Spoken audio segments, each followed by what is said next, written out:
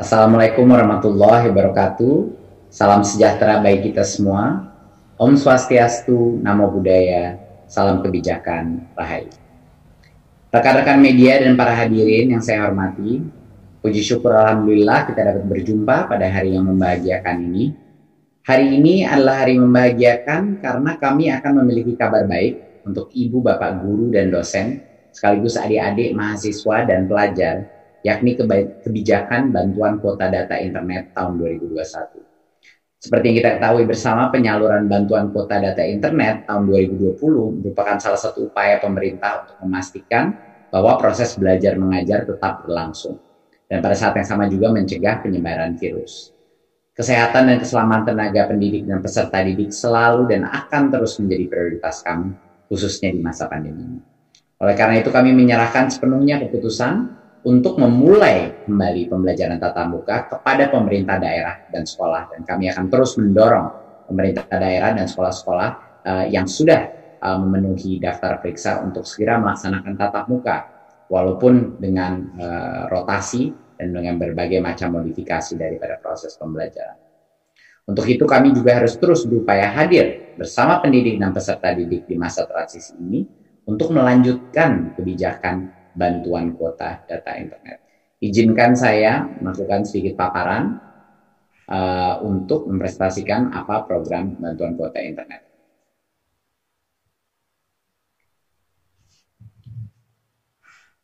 Ya, berikut.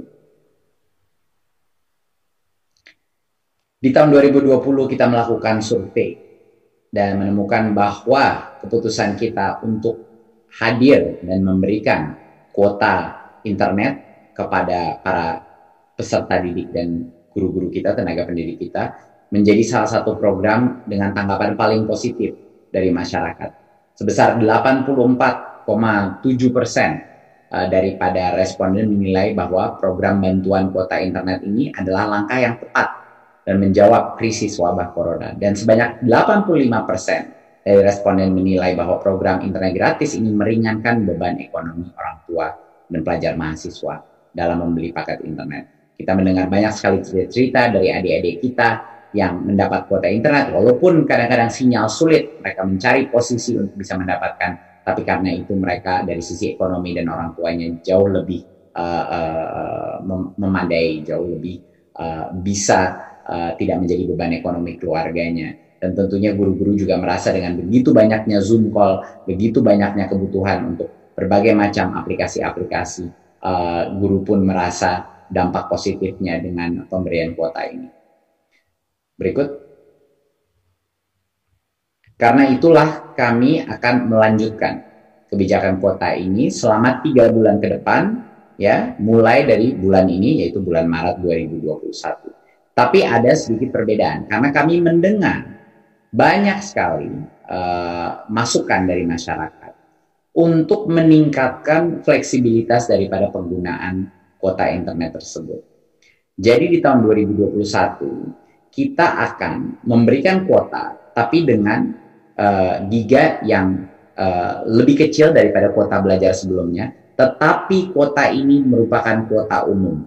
Jadinya bisa digunakan untuk mengakses seluruh laman dan aplikasi kecuali aplikasi-aplikasi yang diblokir, yaitu kebanyakan aplikasi-aplikasi seperti permainan atau untuk game, dan juga sosmed seperti Facebook, TikTok, dan misalnya Instagram.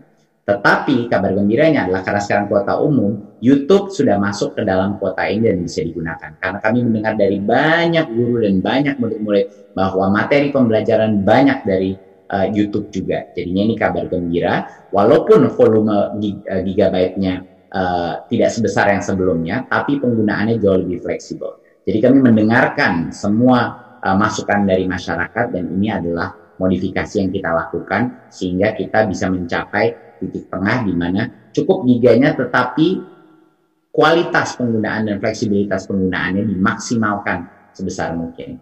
Untuk peserta didik PAUD sebesar 7 giga per bulan, peserta didik jenjang dasar dan menengah 10 giga per bulan, dan pendidik PAUD dan jenjang pendidikan dasar dan menengah sekitar 12 giga per bulan. Ini untuk pendidik, untuk para guru-guru, dan tentunya untuk mahasiswa dan dosen sekitar 15 giga per bulan. Nah, bantuan ini disalurkan setiap bulannya dari tanggal 11 sampai 15 setiap bulannya.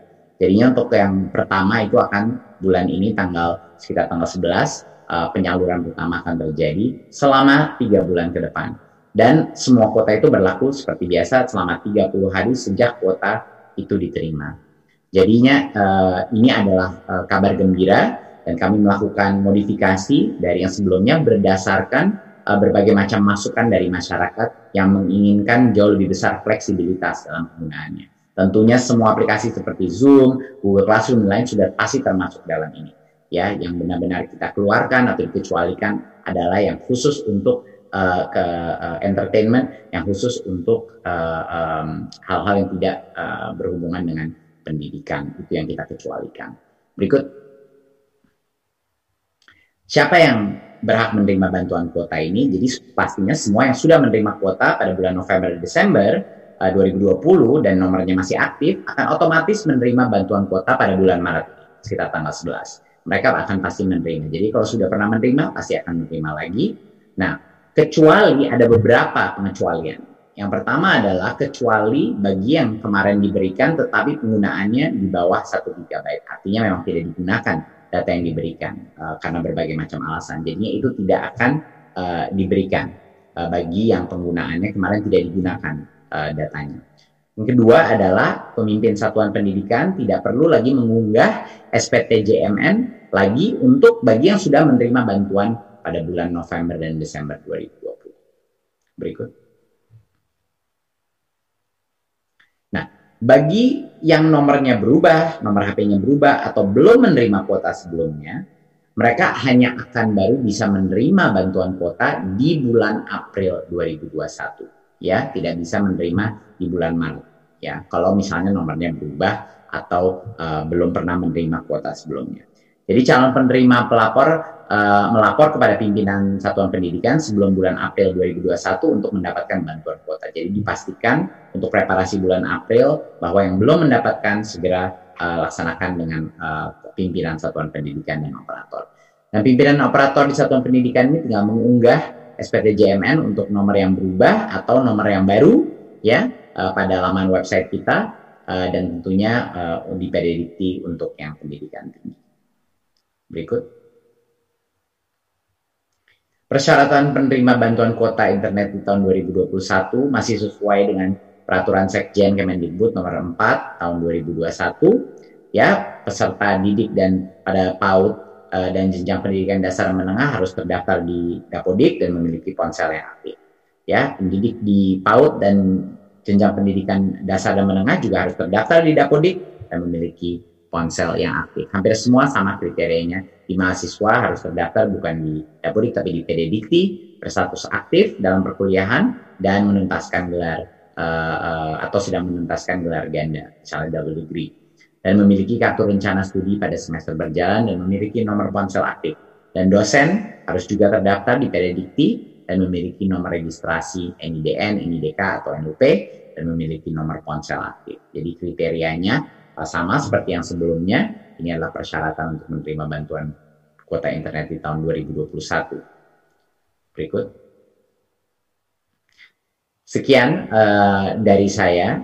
Saya mengucapkan terima kasih atas kerja keras baik Kementerian Pendidikan dan Kebudayaan dan juga dukungan dari Komisi 10 dan juga Kementerian Keuangan dan tentunya Pak Presiden yang sangat mendukung bantuan untuk sistem pendidikan kita. Harapan saya adalah dengan adanya kuota ini selama 3 bulan ke depan, ini dengan fleksibilitas yang jauh lebih tinggi dari sebelumnya, ini bisa membantu kita transisi dalam waktu beberapa bulan ini untuk mengantisipasi dan mempreparasi untuk mulai tatap muka.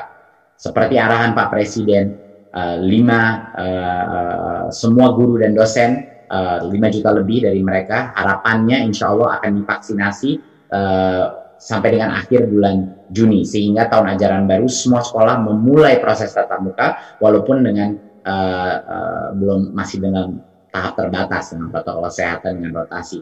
Tapi saya sangat berharap bahwa bantuan kuota ini membantu menjadi jembatan terhadap bagi sekolah-sekolah untuk mulai melaksanakan proses tatap muka secepat mungkin, dan proses vaksinasi itu pasti akan bisa mengakselerasi proses tatap muka sehingga pada tahun ajaran baru kita semua sudah bisa melaksanakan pembelajaran tatap muka. Terima kasih. Wassalamualaikum warahmatullahi wabarakatuh.